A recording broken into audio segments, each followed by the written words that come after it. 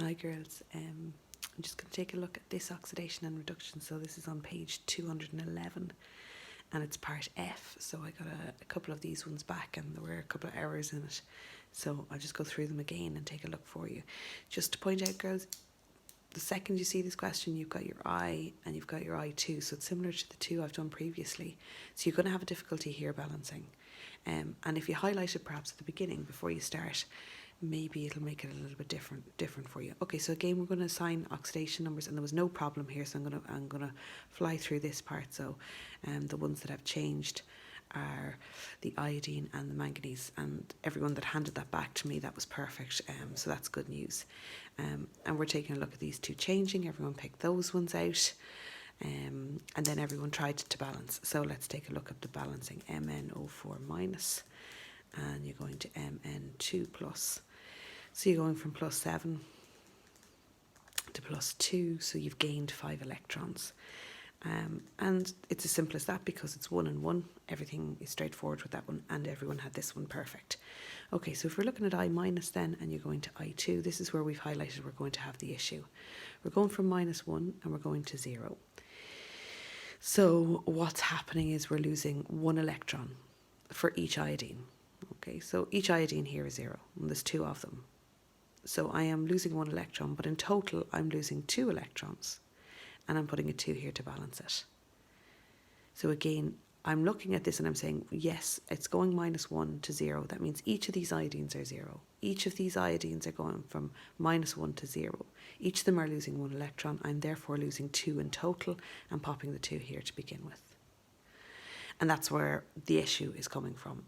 If you get past that point, you don't seem to be having issues at all. So again, you're putting here, you're multiplying this one by 2, and you're going to multiply this one by 5. And again, you're choosing the right numbers to multiply by.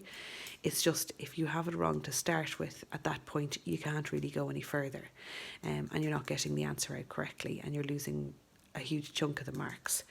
So again, 5, where did the 10 come? 5 by 2 is 10, 5 by 2 is 10, 5 by 1 is 5. Okay, and we're filling those numbers then back in to the original equation.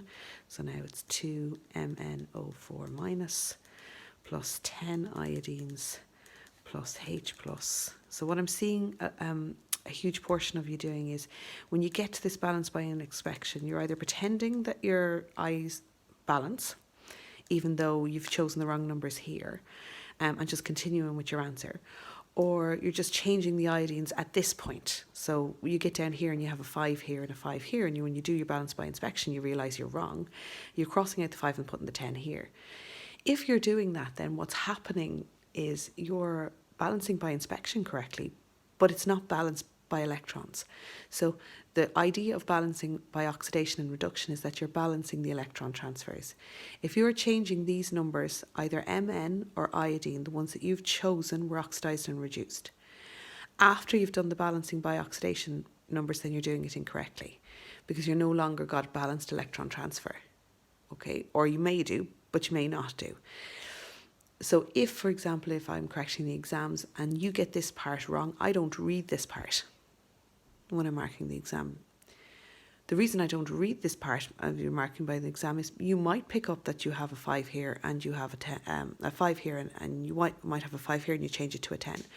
But you don't really understand what you're doing, because this is balancing by oxidation and reduction. The first step of it is to balance the electron transfers. And if this isn't balanced up here, you can't move on to this part.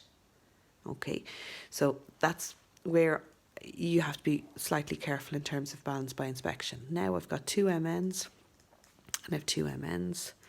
I've got 10 iodines, I've got 10 iodines. Okay, and I should have that. If I notice at this point I'm wrong, then I go back to this point here and I fix it. There's no point in trying to fix it down here, it won't work. Okay, or it will work, but you won't get the marks for it, so it will have been pointless balancing. Okay, we're looking at the oxygens then. I have 4 oxygens here, so I'm going to put a 4 in front of the H2O. So now that I have 4 oxygens here, I've got 8 hydrogens here, so I'm going to put an 8 here, and now I have 8 hydrogens and 8 hydrogens. Okay, so what you might find is you get the same answer. And some of you will say, come back to me and say, but I have that answer, miss. If you have that answer and this part is incorrect, then I am not assigning the marks past that point. So just to be careful and to be cautious. Now, not to say in every single Leaving Cert higher level exam they'll do that. Sometimes they will take this part and they will give you something for it. But if you look at most of the marking schemes, it's this part that's carrying the marks. So it's pointing out what is oxidised, pointing out what is reduced and balancing that electron transfer. If you're not doing that, then you're not being assigned the marks, okay? So that's just another example of them. If you take a look at part D, it's very similar. So if you want to try another one now, try part D. Okay, thanks.